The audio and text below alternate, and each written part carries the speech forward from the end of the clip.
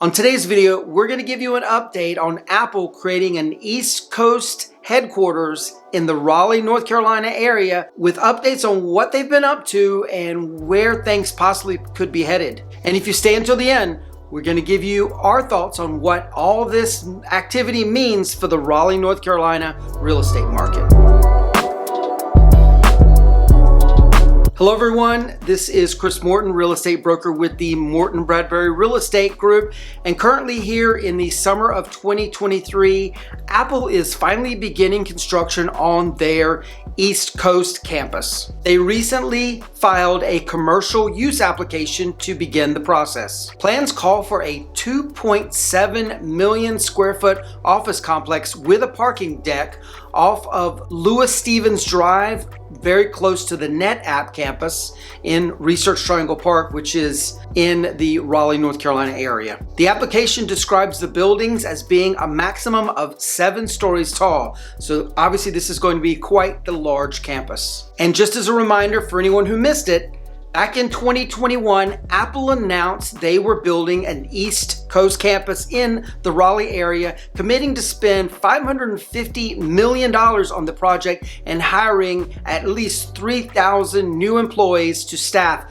this facility. Pay for these employees was set to average around $187,000 per year. When the news was announced in 2021, it made a big giant splash, was the #1 big story in this area during that period of time. We put out a few videos on the topic of Apple is coming, and those just simply exploded. Very, very popular for our channel, and it was just basically a crazy time for everyone around here. And yes, for all of our critics out there, we are fully aware that Apple has only committed to hiring 3,000 people for this facility.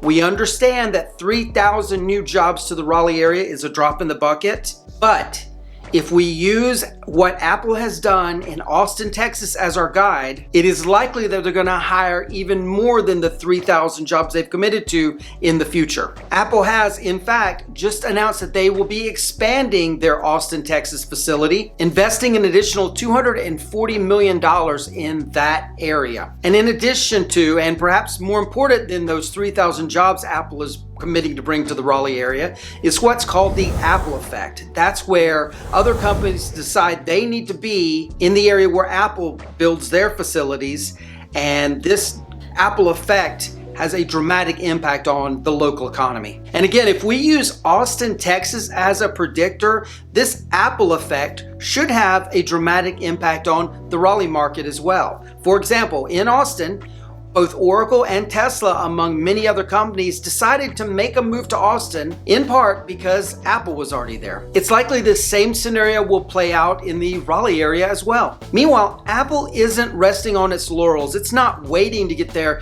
facility built to start hiring up and moving into the Raleigh Research Triangle Park area. Back in 2022, Apple subleased a 220,000 square foot building on the MetLife campus, Building 3, and began promptly renovating that building to the tune of about $19 million to be its primary area where they will be hiring employees into and getting work done in the Raleigh area while their main campus is being built. And in addition to that, just a few months ago, Apple announced that they already need more space, and they've leased out Innovation One building on the Imperial Center campus in Durham. This is reportedly a 140,000 square foot 4-story building. So again, Apple is not just waiting around to get going. They're already here and they are already hiring. So to get Apple to come to North Carolina and to the Raleigh area in particular, the state of North Carolina committed $850 million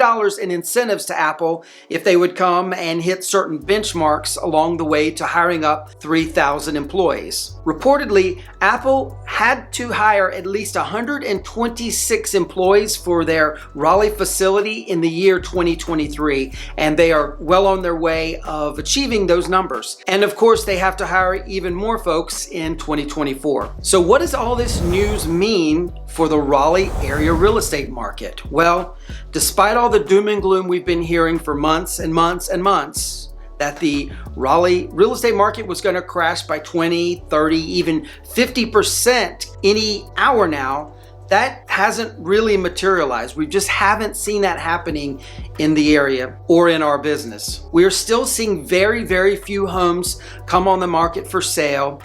Currently, right this minute in the big 4 primary counties around the Raleigh area, we only have about 3,377 homes for sale. And if you drill down to the Silicon Circle, that's that area, about 20-minute radius around the new Apple campus, you're only looking at about 387 homes for sale. And let me say, this isn't a set number of homes in a certain price category. This is everything from a free $1 house all the way up to a $1 trillion house. All houses, all condos, all townhomes, all everything. Only 387 homes within a 20-minute drive of the new Apple campus. These numbers remain shockingly low. We have seen these numbers for about 6 months, 12 months now, where we just are not seeing the inventory grow like it should. And what that's doing is keeping prices relatively high. People are not having to discount their homes unless, of course, their homes look like claptraps. The homes that are looking really, really good, as we say all the time on this channel and as we tell our clients all the time,